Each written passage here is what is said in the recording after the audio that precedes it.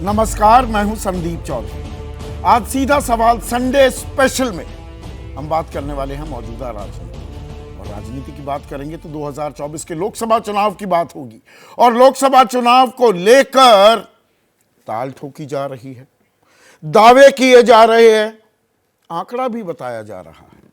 2 दिन का राष्ट्रीय अधिवेशन बीजेपी का खत्म हो गया और इस जो आयोजन था, इसको संबोधित करते हुए देश के प्रधानमंत्री नरेंद्र मोदी ने ताल ठोकी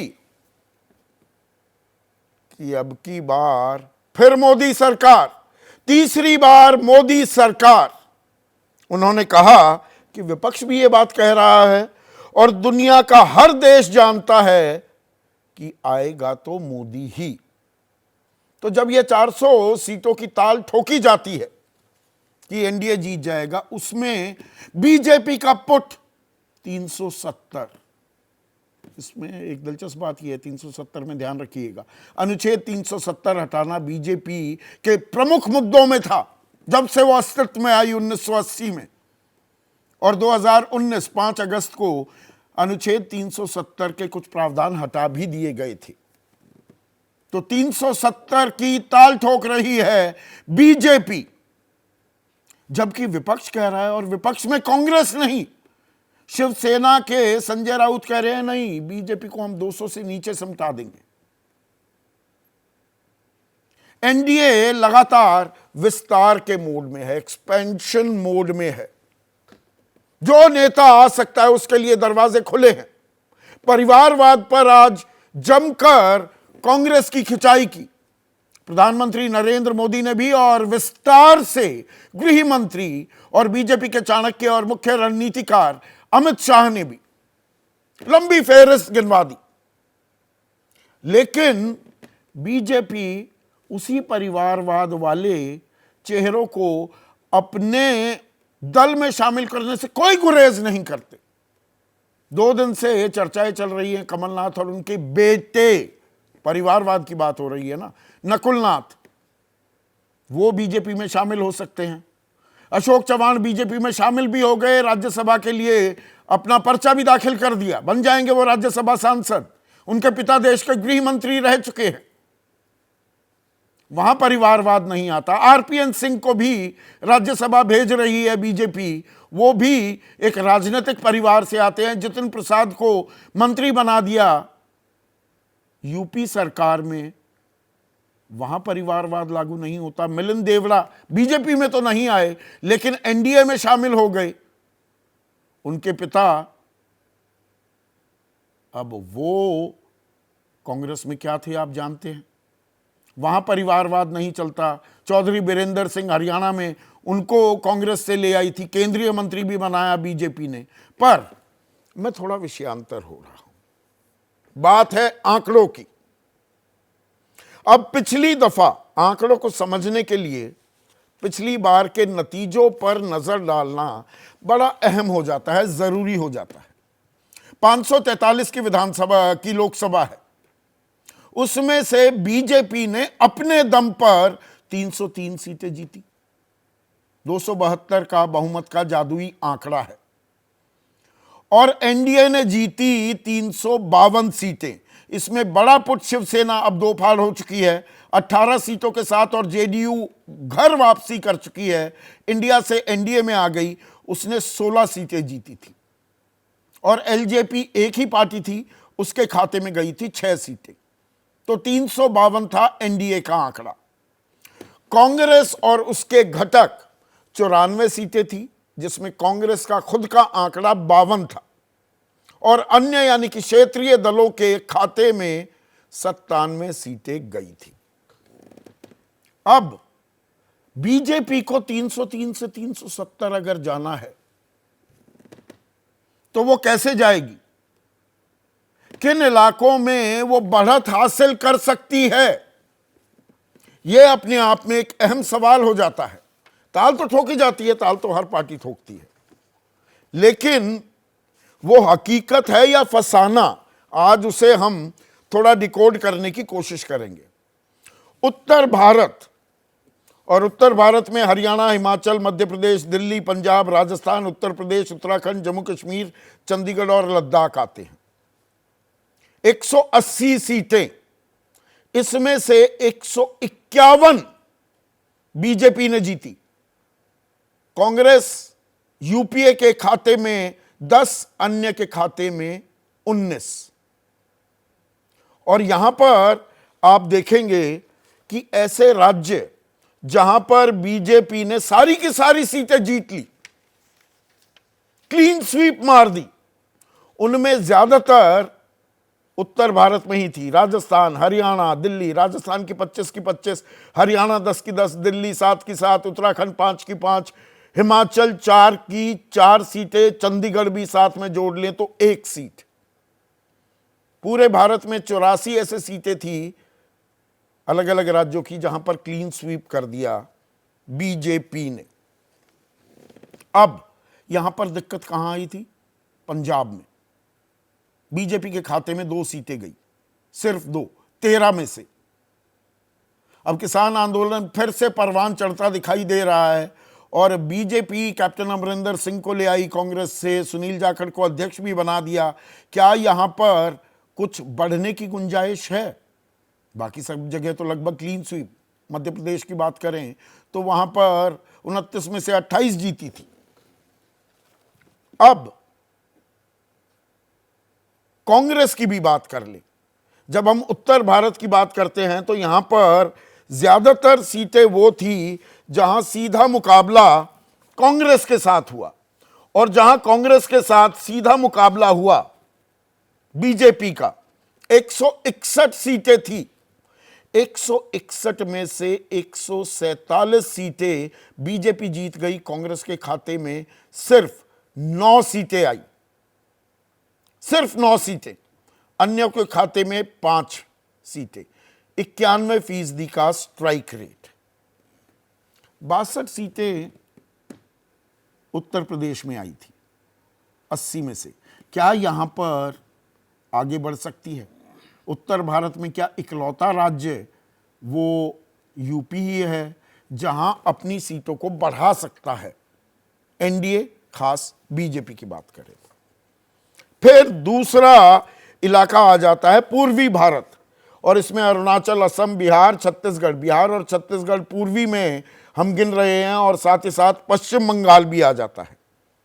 153 सीटों में से 101 बीजेपी और बीजेपी के साथ उनके घटकों ने जीती।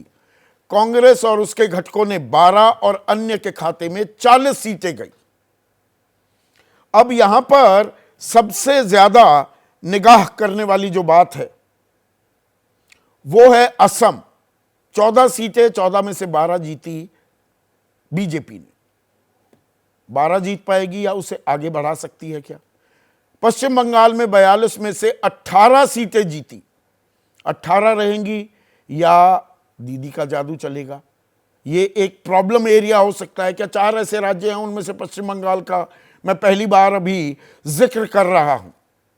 झारखंड में 14 सीटें, यहां पर भी 12 सीटें बीजेपी ने जीती थी, पर हेमंत सोरेन को जेल में डाल देना और वहां पर आदिवासी कार्ड को जो बनाने की कोशिश कर रहे हैं चंपई सोरेन, क्या सीट बढ़ाएगी? वो भी 2 ही बढ़ सकती हैं ज्यादा से ज्यादा, या घटने की नौबत आ जाएगी।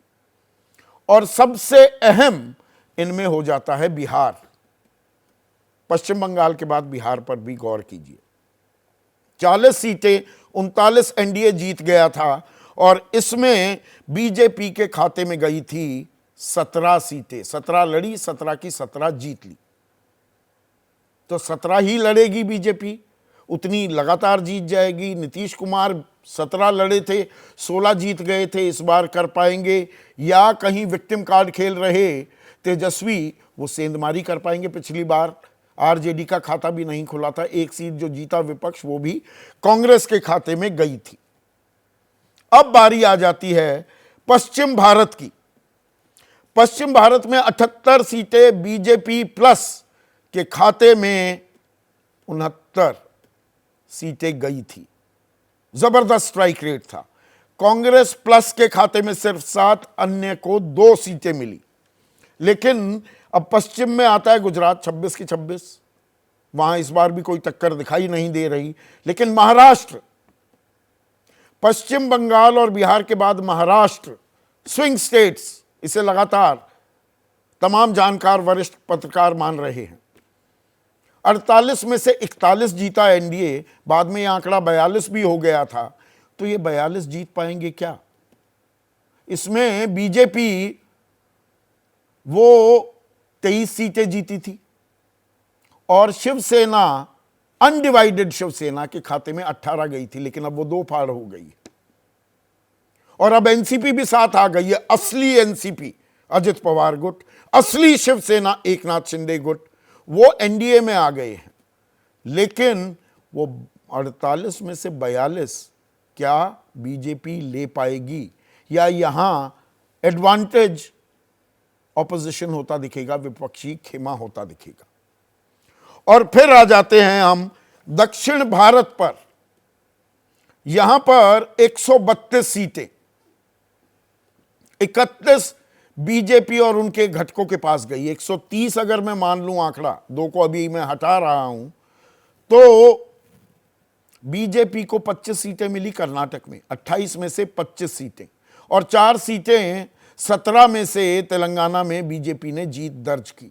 29 बीजेपी अपने दम पर लेकर आई। पर जब हम दक्षिण भारत की बात करते हैं तो उसमें आंध्र प्रदेश भी आता है 25 सीटें। क्या अपने खाते में कोई सीट दर्ज करा पाएगी? केरल 20 सीटें हैं, पुराना संगठन है बीजेपी का, आरएसएस ने बहुत विस्तार किया है लेकिन सीट कभी नहीं जीत पाए। तमिलनाडु और पुडुचेरी कुल मिलाकर 40-39 तमिलनाडु की, 1 पुडुचेरी की। यहां भी कोई कमाल बीजेपी नहीं कर पाई है, क्या इस बार कमाल करेगी? या कर्नाटक में आंकड़ा 25 से नीचे घट भी सकता है। तो 132 में से 31 सीटें हैं, 100 तो सीधी ऐसे ही घट जाती हैं। साउथ ऑफ विंध्यास, क्या बीजेपी कुछ कर पाएगी? पर यह सिर्फ बीजेपी की बात नहीं है, बात कांग्रेस की भी आएगी। भारत जोड़ो यात्रा पर लगे हुए हैं राहुल गांधी। कांग्रेस वाले कह रहे हैं जन सैलाब उमड़ा हुआ है, पर यह जन सैलाब वोटों में तब्दील होगा क्या? 12 करोड़ के करीब वोट मिले थे कांग्रेस को।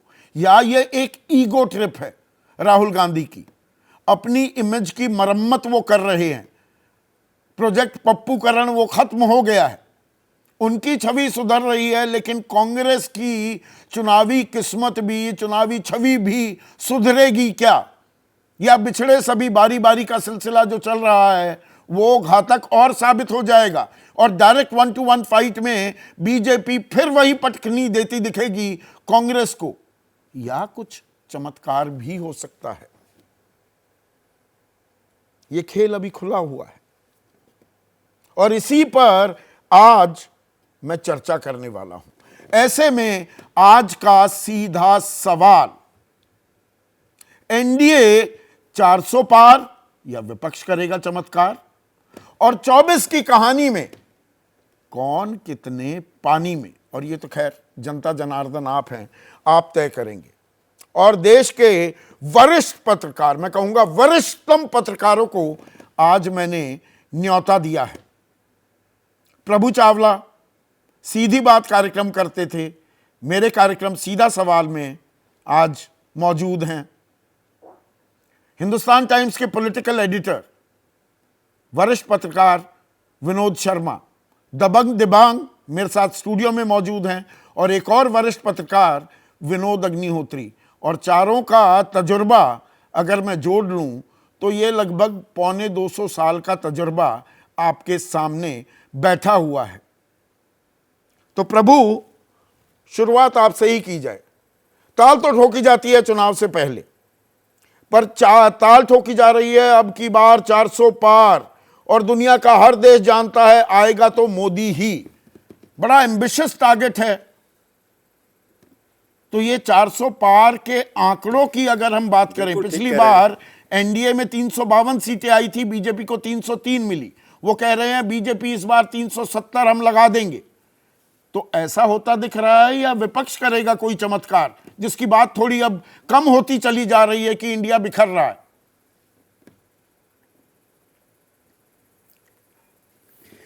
संदीप, आप अच्छी बात कह रहे हैं। आपने मोदी जी ने भाषण दिया था, अभी आपने देखा होगा कि उन्होंने कहा कि हमने 370 धारा हटाई तो 370 सीटें हमारे को मिलेंगी। कश्मीर के साथ उन्होंने जोड़ दिया 370 सीटों का पूरा कि कश्मीर उनका 1952 से लेकर के अभी तक एक इशू था।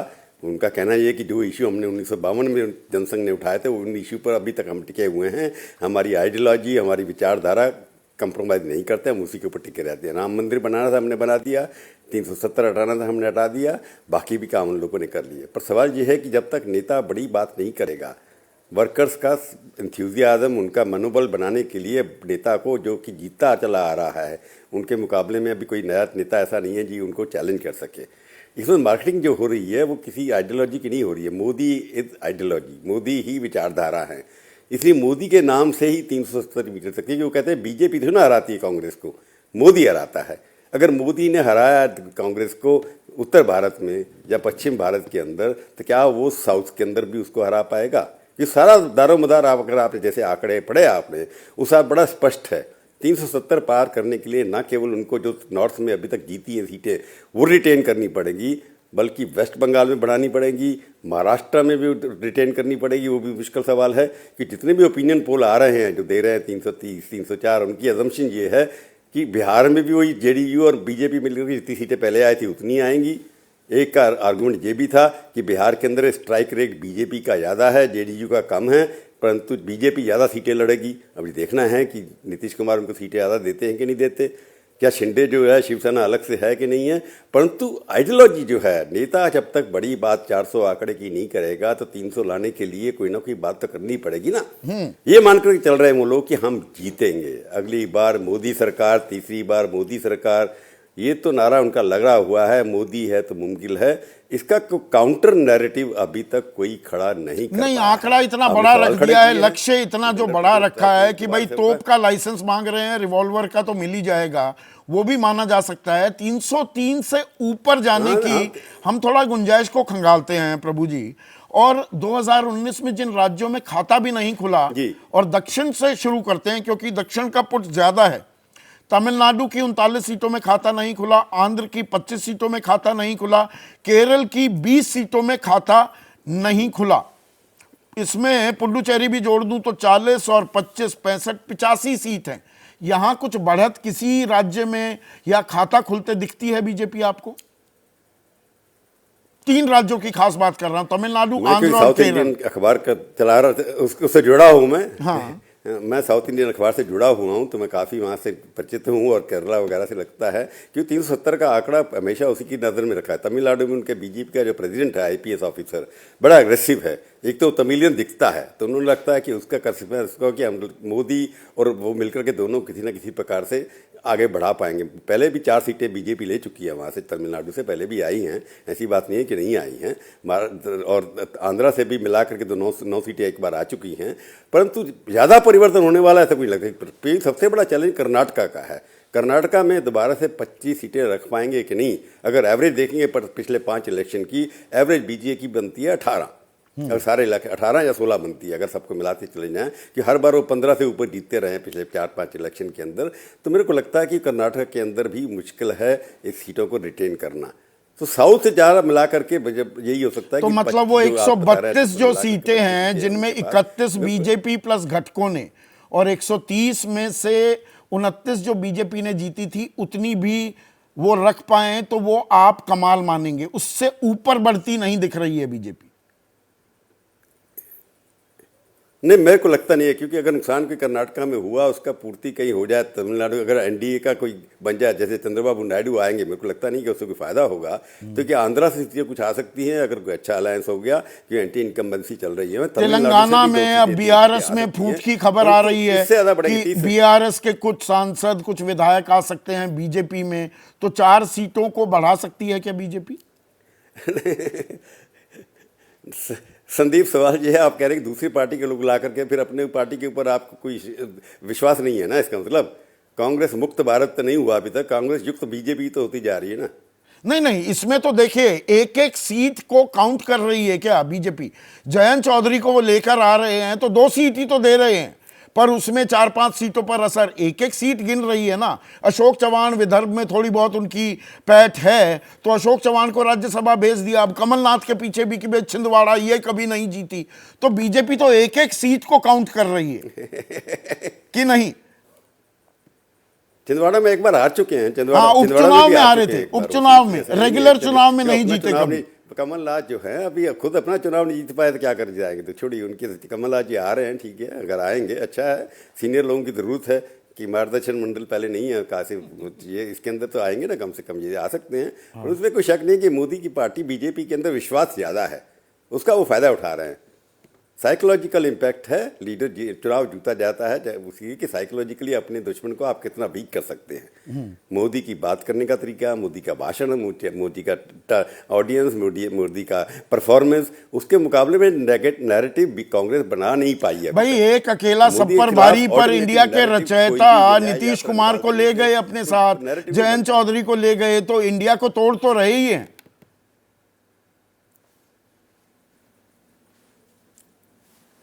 आवाज़ कट रही है आपकी।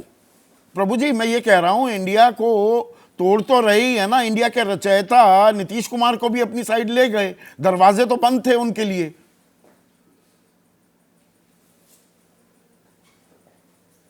कट गई आवाज़। नहीं लगता है आवाज कट गई, पर इस सवाल को मैं थोड़ा आगे बढ़ाऊंगा। अब उत्तर भारत की तरफ बात करें, कांग्रेस की बात करें, क्या विनोद शर्मा दरअसल ये 400 पार होता है, 370 बीजेपी लेती है नहीं लेती है, क्या उसका दारोमदार कांग्रेस के परफॉर्मेंस पर भी निर्भर करता है?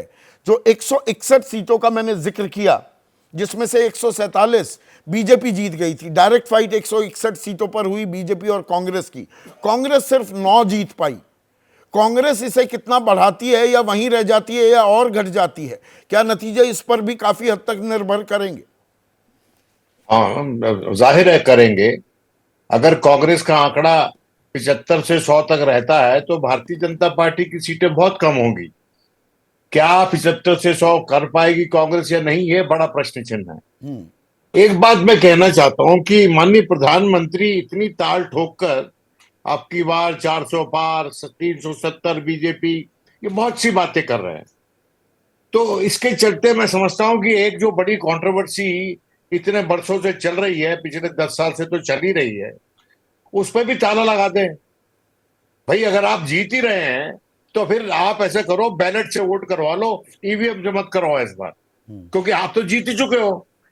तो ये कंट्रोवर्सी है, इस पे भी ताला लगा दो कि मोदी जी की छाप इस बात पे भी लगनी चाहिए कि मोदी जी ईवीएम से भी जीते और बैलेट से भी जीते। इतिहास में तो नाम सही में जब कमाया जाएगा, मेरा यह मानना है। क्योंकि बहुत से सवाल आज के दिन ऐसे एनजीओज पे जिन पे रोक लगी हुई है, पॉलिटिकल पार्टीज भी बोलती है, दबी जुबान से बोलती है, लेकिन बोलती हैं। और हाल ही में जो चुनाव हुए हैं प्रांतों में, हम लोग तो वहां गए थे, कुछ एक प्रांतों में मिसाल के तौर पे मध्य प्रदेश में गए थे, और हम अकेले नहीं, कई लोग और गए थे, और सबका एक ही आकलन था कि बीजेपी सत्ते में है। और जब रिजल्ट आए तो हमको लगा कि भी इतनी तेज हवा बह रही थी, हमको तो फुल बॉडी चेकअप करवाना चाहिए जाके, हमको तो महसूस ही नहीं हुई वो हवा जो बह रही थी। तो मैं ये मानता हूं, और आप भी शायद वहां गए थे, तो जो जो लोग गए थे उनके मन में ये प्रश्न चिन्ह है। और मोदी जी, मैं समझता हूं अकेले वो प्रधानमंत्री हैं जो ये साबित कर सकते हैं कि अगर आपके पास दमखम है तो आपको ईवीएम, जो बैलेट भी वही नतीजा देगा, ठीक है, जो ईवीएम वैलिड देता पॉइंट। है। एक विनोद, लेकिन जो मैंने हाँ, सवाल पूछा, 161 में से 147 बीजेपी जीत गई, जहां बीजेपी और कांग्रेस के बीच डायरेक्ट फाइट थी। इसमें हिंदी पट्टी का पुट काफी ज्यादा, राजस्थान 25 की 25 जीत गए, दिल्ली 7 की 7, 10 की 10, हरियाणा 5 की 5, उत्तराखंड 4 की 4, हिमाचल 29 में से 28, मध्य प्रदेश। यहां कांग्रेस कुछ इनरोड्स करती दिख रही है या ढाक के वही 3 पात होंगे? देखिए अभी तक तो नहीं दिख रही, लेकिन जो कुछ प्रज्वलंत मुद्दे हैं, कुछ ऐसे मुद्दे हैं जैसे हाल ही में अभी भर्ती हो रही है कांस्टेबल्स की, और आप देख रहे हैं तस्वीरें बहुत सी मेन स्ट्रीम मीडिया वो नहीं दिखाई जा रही हैं, लेकिन आप अंदाजा कीजिए कि 60,000 के करीब शायद नियुक्तियां हैं, और जिसमें 25 लाख लोगों का एप्लीकेशंस हैं, और ट्रेनें भरी हुई हैं, और लोग बंदा बंदे पे चढ़ रहा है और भाग रहा है नौकरी के लिए। देखिए, जैसा प्रभु बोल रहे थे, ठीक बोल रहे थे कि नरेटिव बच सकता है, मुद्दे हैं, पर बना विपक्ष नहीं को रहा ना narrative- विपक्ष बना पा रहा है यही तो मुद्दों को। हाँ, देखिए, विपक्ष बना भी लेता है ना, तो उसको पहुंचा नहीं पाता है, और उसके कुछ खास कारण है, वो हम बार बार उसको उस पर दोबारा ना जाए तो अच्छा है। लेकिन विपक्ष का अगर आप देखिए, मैं आप बताता हूं आपको कि जब विपक्ष ये आरोप लगाता है संदीप, कि भारतीय जनता पार्टी ने बहुत से इंस्टीट्यूशंस पे कब्जा कर लिया है, तो उसमें सत्य का पुट है, नजर आता है लोगों को। आज जैसे केजरीवाल बोल रहा था कि ये मनी लॉन्ड्रिंग का 45 जो सेक्शन है उसको हटा दो, तो फिर देखना कि बीजेपी से कितने लोग छोड़ के दूसरी तरफ जाते हैं या अपना दल बना लेते हैं। तो ये सवाल बड़े बड़े हैं, और मैं ये मानता हूं कि इलेक्शन प्रोसेस की सैंक्टिटी को बनाए रखना सबसे पहला कर्तव्य नहीं, पर किसी इसके भी लिए पॉलिटिकल विपक्ष पार्टी जो मजबूती सत्तारूढ़ से है। इन मुद्दों को भी उठाकर सड़क पर क्यों नहीं उतरता, बिखरता क्यों दिखाई देता है, ये भी एक सवाल है ना विनोद। देखिए, विपक्ष तो सड़क पे उतरा हुआ है, पर सड़क पे उतरा हुआ नजर नहीं आ रहा है, और उसका मुख्य कारण यह है कि जो मेन स्ट्रीम मीडिया हमारे यहाँ, उसको दिक्कत होती है उसको दिखाने में, और वो एक बड़ी बहस है, वो एक समय पे होगी जब अगर सत्ता पलटती है केंद्र में तो। लेकिन दूसरी बात मैं आपको बताना चाहता हूं कि आप चुन चुन के लोगों को निकाल के ला रहे हैं दूसरी पॉलिटिकल पार्टी से। सवाल यह है कि आप ये जब करते हैं तो क्या आप लोकतंत्र को मजबूत बनाने में योगदान कर रहे हैं, राजनीति को स्वच्छ बनाने में योगदान कर रहे हैं, या आपके यहाँ जो भी आता है, आपकी गंगा में जो भी नहाता है वो पाक साफ हो जाता है? ये मॉरल क्वेश्चंस हैं, और बीजेपी पॉलिटिकल क्वेश्चंस में लगी रहती है। तो यही आज की राजनीति भी है ना, ये राजनीति का ग्रामर, नया ग्रामर कर दिया गया है। प्रभु प्रभु प्रभु बैठा हुआ है। पॉलिटिक्स विदाउट मॉरलिटी कभी भी संघ परिवार को उद्देश्य नहीं रहा। कितने सच्चे साबित हो रहे हैं प्रधानमंत्री संघ परिवार के उद्देश्य के प्रति? वो व्यक्तिवाद के खिलाफ थे शुरू से। इतना बड़ा व्यक्तिवाद, इंदिरा गांधी से बड़ा व्यक्तिवाद हो गया इस देश में। कैसे हो गया है, क्यों हो गया तो है, कोई रोक ये राजनीतिक दौर भी आते हैं और उसमें नया ग्रामर भी गढ़ा जाता है। लेकिन अब उत्तर प्रदेश की बात करते हैं विनोद, और आप पैनी निगाह बनाए रखते हैं उत्तर प्रदेश पर। हम नफा नुकसान का आकलन कर रहे हैं। दक्षिण में प्रभु का कहना है कि कोई विस्तार बीजेपी का होता नहीं दिख रहा है फिलहाल, जबकि हिंदी पट्टी की बात करें कि वहां कांग्रेस कुछ कमाल या चमत्कार करेगी, वो भी नहीं दिख रहा है, वो विनोद कह रहे हैं। तो अब दूसरे विनोद से मेरा सवाल ये है कि बीजेपी के लिए विस्तार की गुंजाइश क्या? उत्तर प्रदेश मुंह बाय खड़ा है उस विस्तार के लिए। 62 ही हैं 80 में से, बहुत अच्छा खासा फिगर है, पर क्या वो 72-73 जो 2014 का आंकड़ा था वहां तक जा सकती है बीजेपी? देखिए, बीजेपी की कोशिश तो है उत्तर प्रदेश में 72-73 का 75 सीटें तक। लक्ष्य तो वो 80 में बात करते हैं, वो तो लेकिन 70 प्लस तो उनका लक्ष्य है। रीजनेबल लगता है अभी जो स्थिति है उत्तर प्रदेश की। जैसे जयंत चौधरी चले गए भारतीय जनता पार्टी के साथ, सीटों का बंटवारा अभी तक फाइनलाइज नहीं हो पाया है समाजवादी और कांग्रेस के बीच। नहीं हुआ है, लेकिन सीटों का बंटवारा मान लीजिए हो भी जाएगा तो उम्मीदवार होने से पहले वो अब स्वामी प्रसाद मौर्य, पल्लवी पटेल वो निकलने भी लगे। वो रेनबो कोएलिशन वो टूटता नजर आ रहा है। नहीं, पीडीए नहीं दिख रहा, पब्लिक डिस्प्ले ऑफ अफेक्शन नहीं है। देखिए, उत्तर प्रदेश बहुत ही विचित्र प्रदेश है। उत्तर प्रदेश जब देता है तो छप्पर फाड़ के देता है, और जब लेता है तो छप्पर उलट देता है। 1977 में उसने जनता पार्टी को 85 में 85 सीटें दी थी, और 1984 में कांग्रेस को 85 में 83 सीटें दी थी। तो भारतीय जनता पार्टी भी वही उम्मीद कर रही है।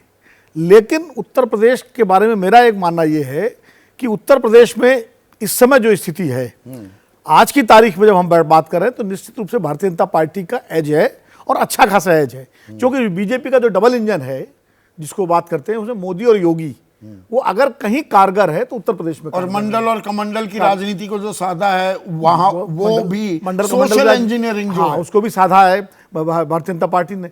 लेकिन मैं इसे लगा रहा हूं कि मायावती जी क्या करती हैं इस पर हमको देखना पड़ेगा।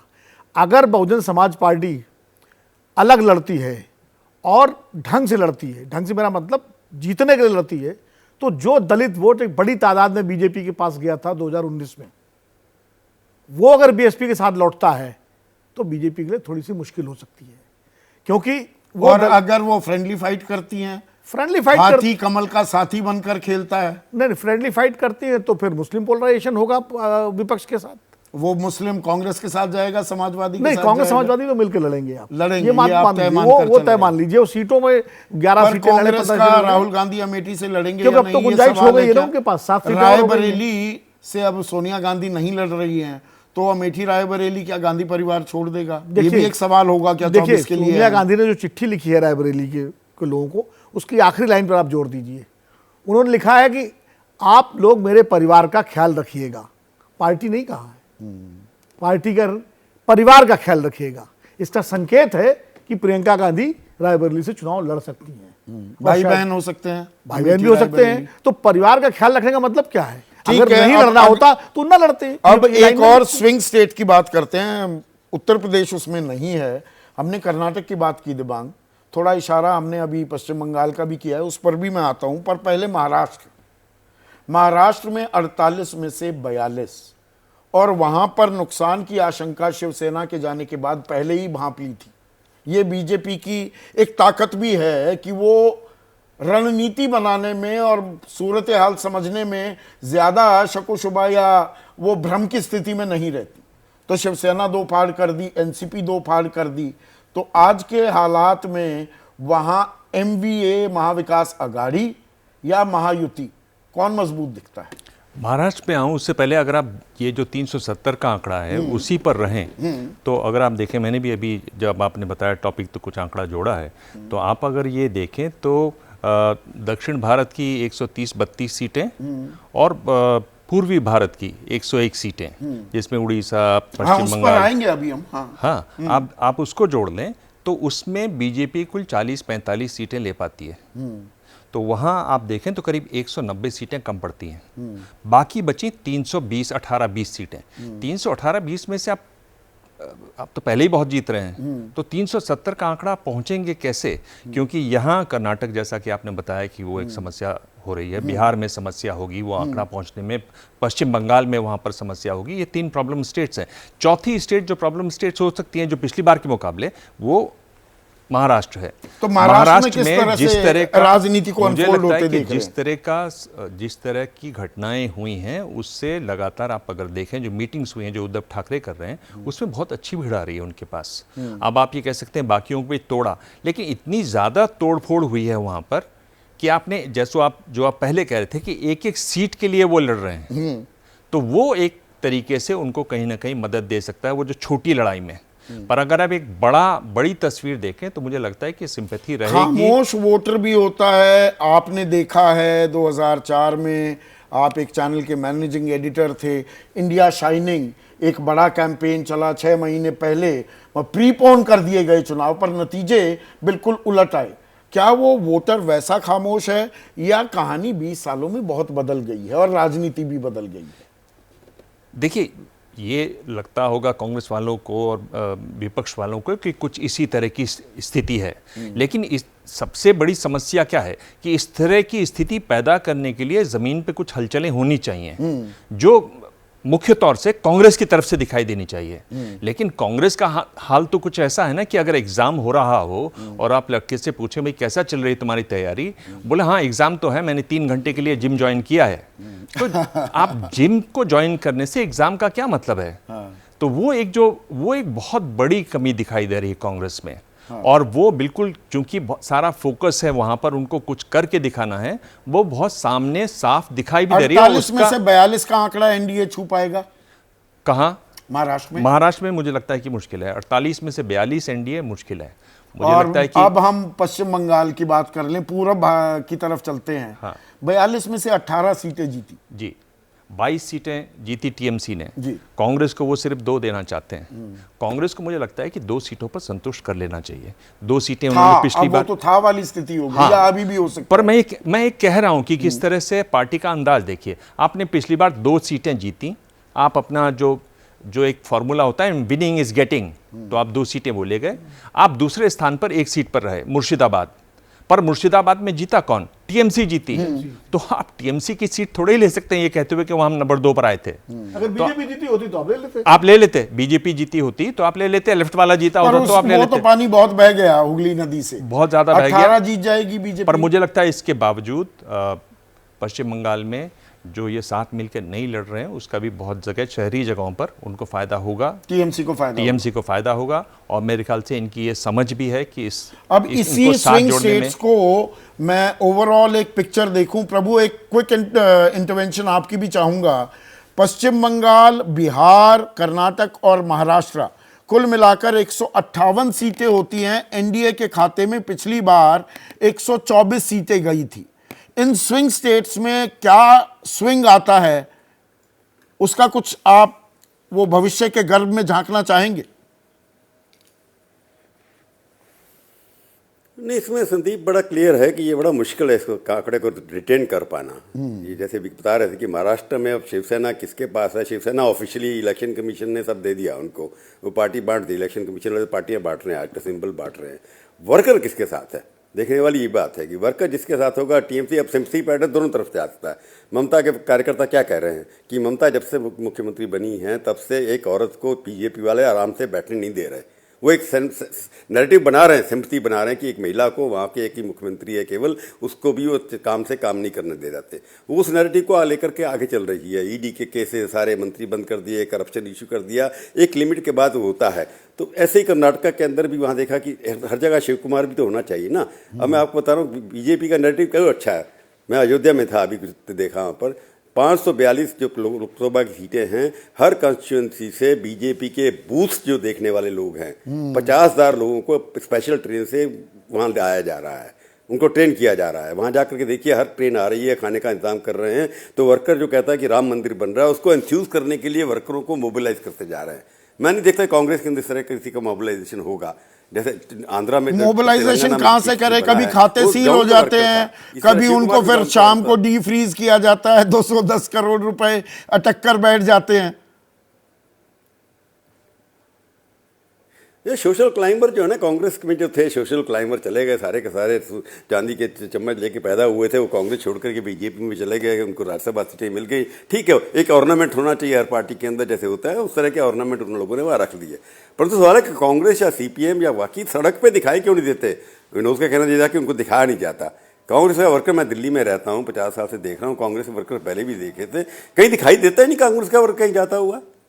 कांग्रेस के वर्कर, एक नेता घूम रहा है न्याय यात्रा लेकर के, परंतु मोबिलाइजेशन वर्कर्स का कांग्रेस को लगता है कि बाय डिफॉल्ट हम जीत जाएंगे, कि एंटी इनकम्बेंसी आने वाली है इसलिए जीत जाएंगे। उनके पास अभी कैंडिडेट भी नहीं है। तो आपने पहले सवाल जो उठाया कि एनडीए को फायदा होगा कि नहीं, 5 स्टेटों को जिनका नाम लिया, मेरे को लगता है उसके अंदर टक्कर होगी। बीजेपी को रिटेन करने के लिए बड़ी मुश्किल होगी उतनी सारी सीटें, परंतु मेजोरिटी नहीं आएगी, इसके बारे में किसी को डाउट नहीं है। इसमें कोई डाउट नहीं, आप कह रहे हैं मेजोरिटी लेगी, पर ये 370 400 हाँ वो आंकड़ा चलिए पर ताल ठोकी जाती है। क्विक कमेंट विनोद, अगर हम दिल्ली, हरियाणा, पंजाब, पश्चिमी उत्तर प्रदेश की भी बात करें, ये किसान आंदोलन भी चल रहा है, 13 सीट पंजाब की, 7 दिल्ली, 20, 10 हरियाणा की, 30, 27 सीटें पश्चिमी उत्तर प्रदेश की, 57 और 3-4 सीटें आप पूर्वी राजस्थान की भी लगा लीजिए। 60-62 सीटों में जो पंजाब को छोड़कर बीजेपी ने सुपड़ा साफ कर दिया था, वो फिर से होता दिखेगा, या यहां पर opportunities waiting for the Congress, अब वो उसको ग्रास्प करती है या नहीं, ये कांग्रेस की समस्या है। देखिए, ऐसा है कि राजस्थान में अशोक गहलोत से एक गलती हुई थी कि उसने छोटी पार्टीज को अकोमोडेट नहीं किया, जो कास्ट ओरिएंटेड पार्टीज थी। उसी तरह से कमलनाथ से ये गलती हुई थी, ये जान की जिद थी उनकी कि उन्होंने ऐसी पार्टीज को अकोमोडेट नहीं किया जो कि माइनर वैल्यू एडिशन कर सकती थी, कास्ट ओरिएंटेड थी। अगर तमीज से इलेक्शन लड़ते हैं तो मैं समझता हूं इसमें अपनी टैली में वो इजाफा कर सकते हैं। आज कल परसों थे, बहुत अफवाहें चल रही हैं कि अरविंद केजरीवाल से टूट गया, अरविंद केजरीवाल को रिलीफ मिल गई कोर्ट में 16 मार्च तक, और जब तक तो मॉडल कोड ऑफ कंडक्ट लग जाएगा, और उसके बाद वो सब जगह वो कहेंगे कि हम तो कांग्रेस को अकोमोडेट नहीं करते। तो आज मैंने पूछ लिया अरविंद केजरीवाल से, वो मुझे मिले एक जगह पे, मैंने कहा भाई ये बाजार में तो ये चर्चा गर्म है। हाँ, 20 सेकंड में तो please। हंसने लगा। हाँ, तो देखिए मेरी बात सुनिए, मैं ये कहना चाह रहा हूं कि यहाँ पर ओपनिंग्स हैं, हरियाणा में, पंजाब में, ओपनिंग है, राजस्थान उनको में। कितना ग्रास्प करते हैं। लेकिन एक minute Vinod please, I am totally running out of time. दो राज्य जिनके मेरे ख्याल से आपने नाम नहीं लिया। एक है तेलंगाना, जहां पर 17 सीटें हैं, जहां पर कांग्रेस अच्छा करेगी, पिछली बार नंबर 3 पर थी।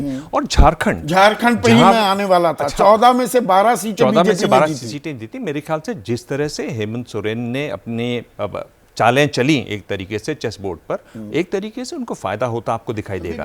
और यहाँ पर पूर्वी भारत की अगर बात करें, 25 में से 14 सीटें जीतने में बीजेपी कामयाब हुई थी, वही रिपीट कर पाएगी। भारत में मणिपुर फैक्टर भी हमें देखना पूर्वी भारत में देखिए यूसीसी का एक मुद्दा है, वो जरूर रहेगा। मणिपुर में जो हिंसा हुई उसकी छाया रहेगी, पर फिर भी पूर्वी भारत में उनको सीटें जीतने में उतनी ज्यादा मुश्किल नहीं होगी। उतनी ज्यादा मुश्किल नहीं। एक ही लाइन बस। देखिए, हम लोग एक फैक्टर को बहुत ही ज़्यादा अनदेखा कर रहे हैं, राहुल गांधी की न्याय यात्रा।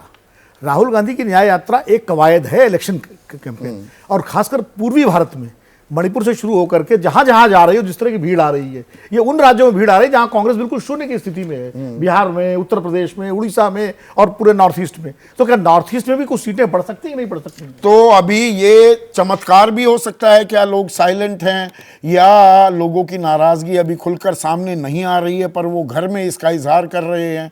तो लड़ाई अभी कांटे की है, या जैसा प्रभु इशारा कर रहे थे कि 370-400 ना भी हो, बहुमत का आंकड़ा पार करते हुए आसानी से दिखाई दे रहा है एनडीए। ये राजनीति है। 3 महीने पहले की परिस्थिति देखिए, आज का आकलन, ये बदलता रहता है। अभी चुनाव होने बाकी हैं। तो चर्चा कर रहे थे कि एनडीए 400 पार या विपक्ष करेगा चमत्कार। सुनील सिंह हैं, पीलीभीत में रहते हैं, यूपी वासी हैं, कह रहे हैं विपक्ष अपने में ही उलझा हुआ है, मुद्दे नहीं समझ पा रहा, और साथ में मैं जोड़ दूं समझा भी नहीं पा रहा है क्या, और ये एक बड़ी तस्वीर के रूप में उभर भी रहा है क्या। आने वाला वक्त गवाही देगा। आज इतना ही, नमस्कार।